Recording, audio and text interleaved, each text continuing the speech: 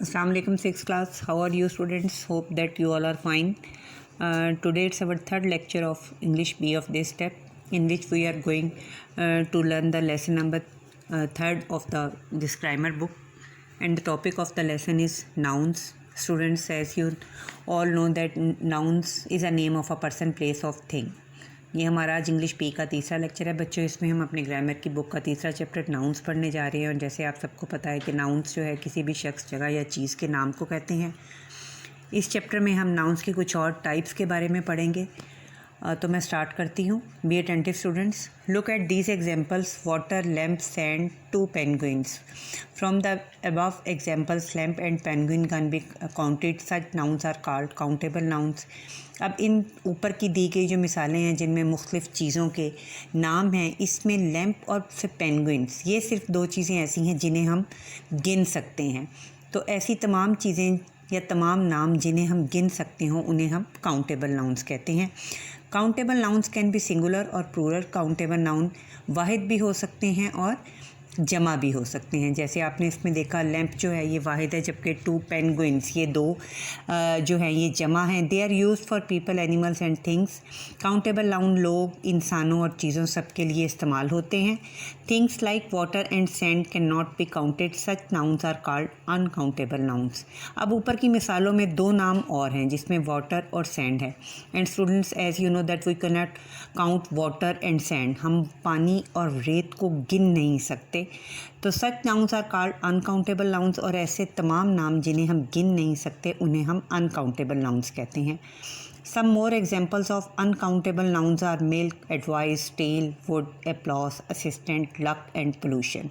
अब आप ये देखें बच्चों कि ये जो तमाम अनकाउंटेबल नाउन्स की मिसालें हम पढ़ रहे हैं, इनमें से कोई भी चीज़ ऐसी नहीं है जिसे हम गिन सकें। ना तो हम मिल्क को गिन सकते हैं, ना ही एडवाइस, ना स्टील। ये तमाम चीज़ें ऐसी हैं जिन्हें हम गिन नहीं सकते। So these all names are called uncountable nouns. Next, let us understand. Copy the following sentences in your notebook. Underline the nouns and then say if they are countable or uncountable by writing CN और UN under each noun. अब इन तमाम नीचे की जो examples हैं बेटा, जो आपकी यहाँ पे सामने स्क्रीन पे शो हो रही हैं, इसमें हमने नाउन्स को अंडरलाइन करना है और इसके साथ साथ we have to write that whether these nouns are countable और अनकाउंटेबल। और इन नाउन्स में हमने ऊपर ये भी लिखना है कि आया ये काउंटेबल हैं या ये अनकाउंटेबल हैं। तो फर्स्ट एग्जांपल है हमारी, please give me water. And in this sentence water is a noun and obviously we can not count the water, so water is an uncountable noun. पानी को हम गिन नहीं सकते, इसलिए ये अनकाउंटेबल है। इसके ऊपर हम UN यानी अनकाउंटेबल लिखेंगे। नेक्स्ट है हमारा, there are many trees on both sides of the road. अब इसमें ट्रीज़ और रोड्स ये 2 नाउन्स हैं and obviously we can count the trees and road, so these are countable nouns. Next, furniture can be made from wood as well as plastic. अब इस sentence में जो है वुड और प्लास्टिक ये नाउन्स हैं and students, as you know that we can not count wood और plastic, so these are uncountable nouns. There is sand in a desert. अब इसमें 2 नाउन्स हैं और ये दोनों डिफरेंट हैं।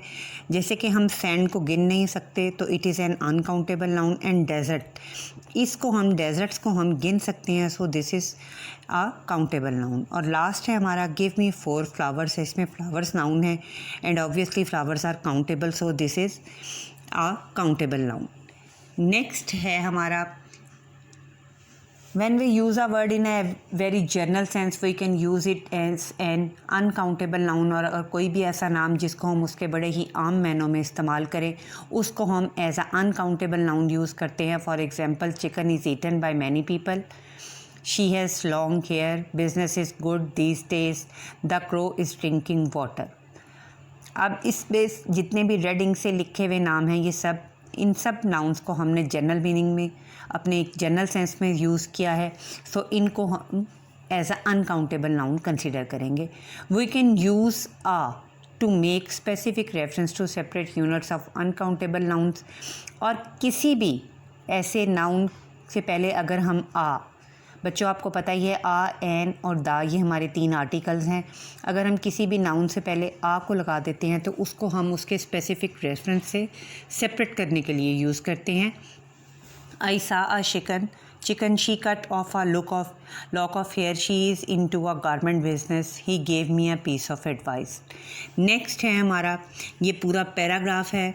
Copy the passage in your notebook completed by filling in a countable or an uncountable noun from words given below.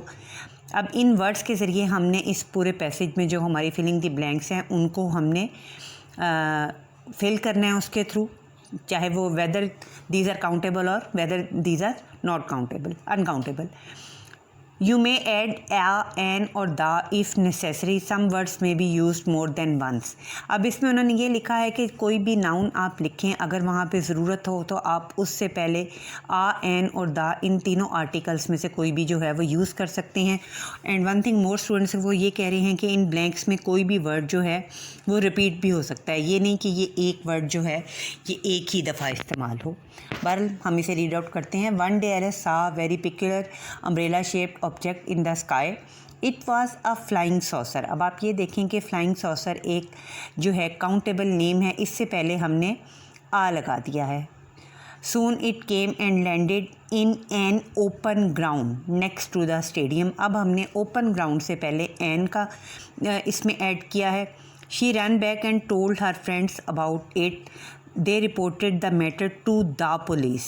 When the police neared the area, they could hear a peculiar sound. It was coming from the flying saucer. The police at once cordoned off the site and put guards. People believed it was a spy ship.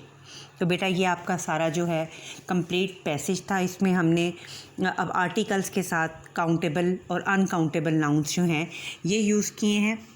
Next page पे हमारा जो है आ जाता है copy the following definitions in your notebook, complete them by adding a suitable set of nouns and a और an if needed. इसमें भी हमने सूटेबल नाउन्स लगाने हैं और अगर इसमें भी हमें आ या एन की ज़रूरत पड़ती है तो हमने वो इसमें ऐड करने हैं. You may refer to a dictionary to find out the meanings of the words if they are unfamiliar. उसमें है a crouton is a small square piece of bread usually fried or toasted and served with soup.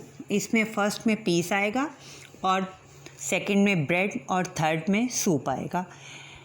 Muesli is a kind of cereal usually served with milk at breakfast, consisting of dried nuts and fruits. ठीक है, इसमें first में जो है serial, second में milk, third में breakfast, fourth में जो है वो मिक्सचर और उसमें एंड पे नट्स आएगा. थर्ड है a democracy is a system of government in which everyone in the country vote. First में सिस्टम, सेकंड में गवर्नमेंट और थर्ड में कंट्री. और फोर्थ वाली हमारी एग्जांपल है अ detective is a police officer whose job is to discover information about crime. इस जो हमारी ब्लैंक्स हैं 3 इन में फर्स्ट ब्लैंक में पुलिस ऑफिसर, सेकंड में इंफॉर्मेशन और थर्ड में क्राइम आएगा. नेक्स्ट हमारा क्वेश्चन है कि हमने इसमें copy the following sentences in your notebook, underline the nouns and then say if they are countable और अनकाउंटेबल. बच्चों की सेम वैसे ही है जैसे कि हमने अपने फर्स्ट पेज पे किया था कि हमने इसमें नाउन्स को अंडरलाइन करना है और हमने ये लिखना है कि वेदर दीज आर काउंटेबल और अनकाउंटेबल.